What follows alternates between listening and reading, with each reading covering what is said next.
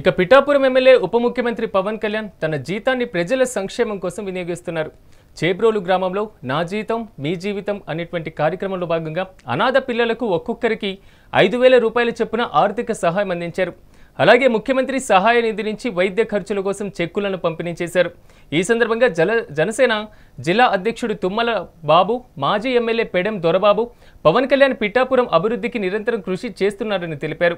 అంతేకాకుండా నియోజకవర్గంలో ప్రతి గ్రామంలో ప్రజలకు ప్రభుత్వ పథకాలు, పార్టీ కార్యక్రమాలను చేరువ చేసేందుకు 5 సభ్యులతో కూడిన కమిటీలను ఏర్పాటు చేస్తున్నట్లుగా వెల్లడించారు. పవన్ కళ్యాణ్ తన జీతాన్ని కూడా ప్రజలకు పంపిణీ చేయడం గొప్ప విషయమని మాజీ ఎమ్మెల్యే పెడెం దొరబాబు కొనియాడారు. ఈ రోజున మనం చూస్తూ ఉన్నాం, శ్రావణ శుక్రవారాలు జరిగినాయి. 14,000 సారీస్ వరకు కూడా అక్కడ ఉండే మహిళా సోదరిమణులకి పూజ చేసుకునే కార్యక్రమానికి మన సిస్టర్ నాగేంద్రబాబు గారు సతీమణి వచ్చి ఆ మహిళలందరికీ కూడా పంచిన విధానం. ఈ రోజున ఇప్పుడు బాబు గారు చెప్పినట్టుగా అక్కడ ఈ రోజున గురువులకి వారందరికీ కూడా గిఫ్ట్లు పంపించి వారందరినీ కూడా సంతోషపరిచినటువంటి విధానం. ఈ రోజున ఇంత మంచి కార్యక్రమంలో బాబు గారు కావచ్చు, మేము కావచ్చు, సునీల్ గారు కావచ్చు, ఎంపీ గారు కావచ్చు, అందరం కూడా ఇటువంటి వ్యక్తి ఈ రోజున ఈ నియోజకవర్గానికి శాసనసభ్యుడిగా రావడం, ఆయన్ని ఈ నియోజకవర్గంలో శాశ్వత శాసనసభ్యుడిగా చేసుకుంటే నియోజకవర్గ అభివృద్ధితో పాటు ప్రజల కష్టాలన్నీ కూడా కడదీర్చే విధంగా ముందుకెళ్తున్నటువంటి ఆయనకి ఎన్నంటి ఉంటాం ఆయనకి ముందుగా ఈ రోజున ఈ కార్యక్రమాన్ని మేము పాలుపంచుకున్నందుకు ఆయనకు మరొక్కసారి ధన్యవాదాలు తెలియజేస్తాం.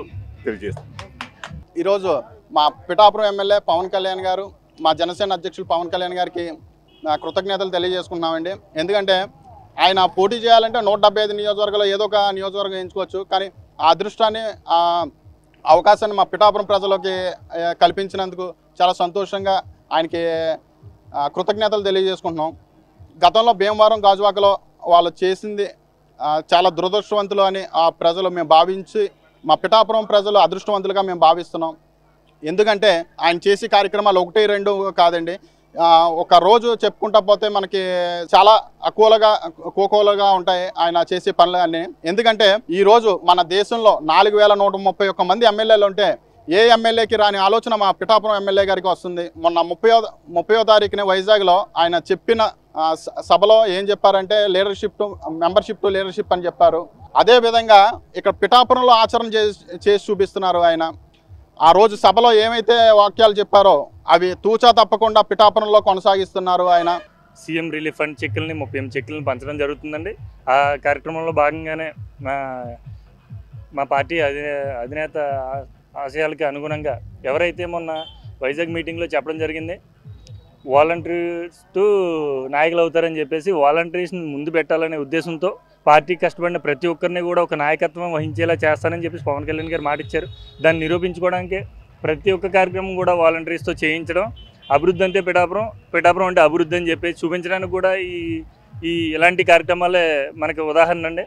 ప్రతి ఒక్కరు రాష్ట్రంలో 175 నియోజకవర్గాలు ఉన్నా కానీ ప్రతి ఒక్కరు పిఠాపురం వంక చూస్తున్నారంటే కేవలం అది పవన్ కళ్యాణ్ గారి కోసం.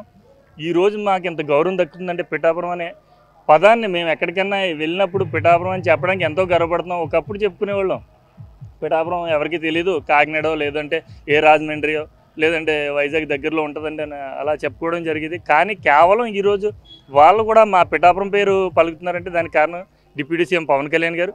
అతను దైవం పంపించినట్టుగానే మాకు పవన్ కళ్యాణ్ గారు పిఠాపురాన్ని పోటీ చేయడం జరిగింది.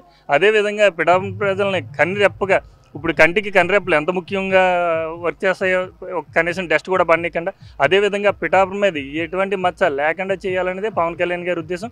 అభివృద్ధి పదంలో అందరిని ఎత్తుకు తీసుకెళ్లాలనేది అతని సంకల్పం.